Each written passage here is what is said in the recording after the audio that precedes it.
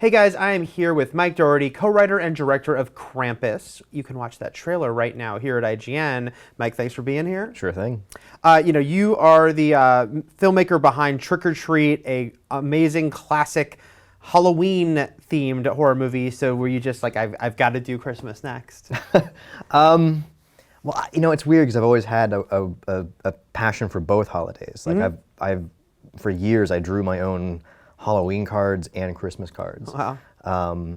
But where Halloween is sort of easier to love because it naturally is sort of a holiday that's dedicated to all things scary and horror.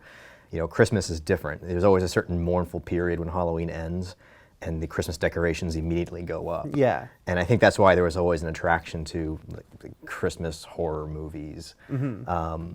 But I always was sort of bugged that there weren't Christmas horror films that sort of explored the supernatural side of the holiday. Right. There was Silent Night, Deadly Night, but that's just about a killer on Halloween. There was the Tales from the Crypt episodes, right. and even Black Christmas. It's typically just a guy in a Santa suit killing people. Right.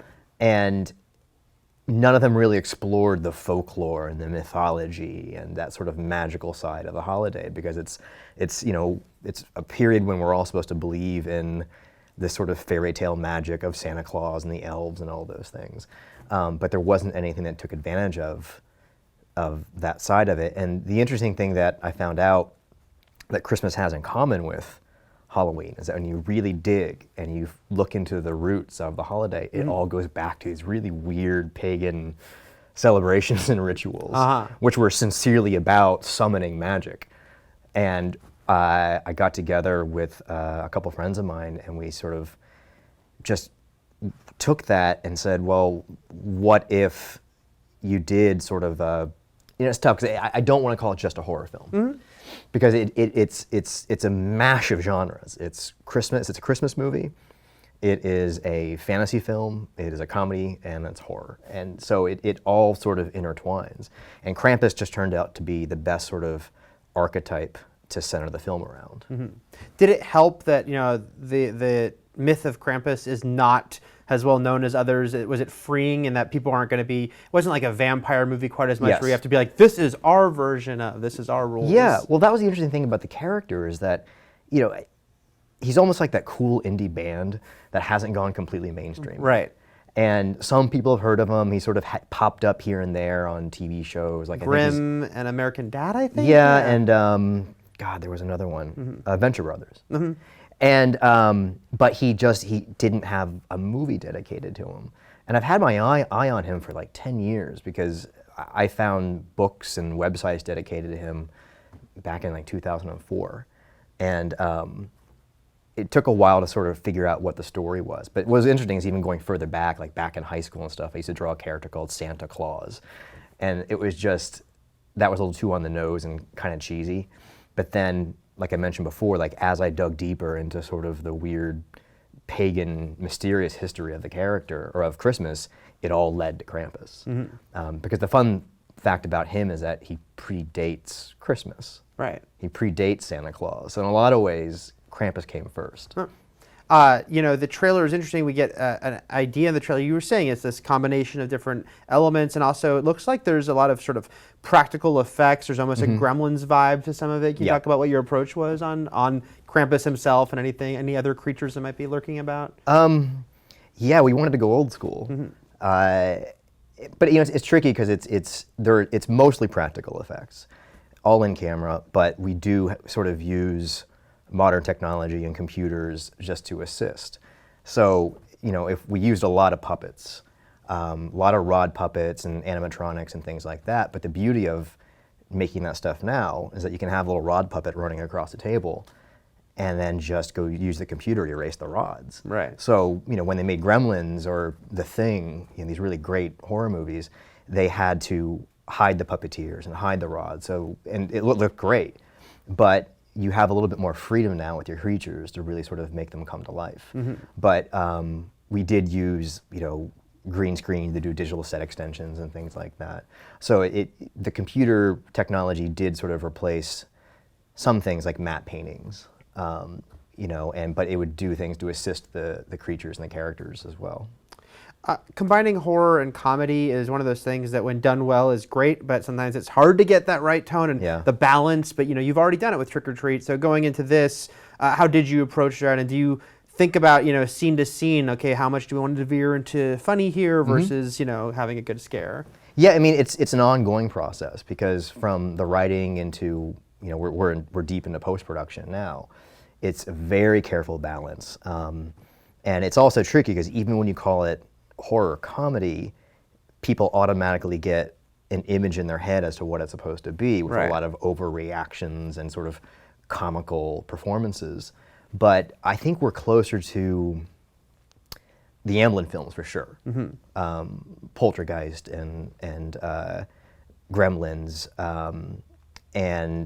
but even like American Werewolf in London, I don't know if people, it rides that line so well because it's mostly a horror film with dashes of humor. American Werewolf, I mean, not. Yeah.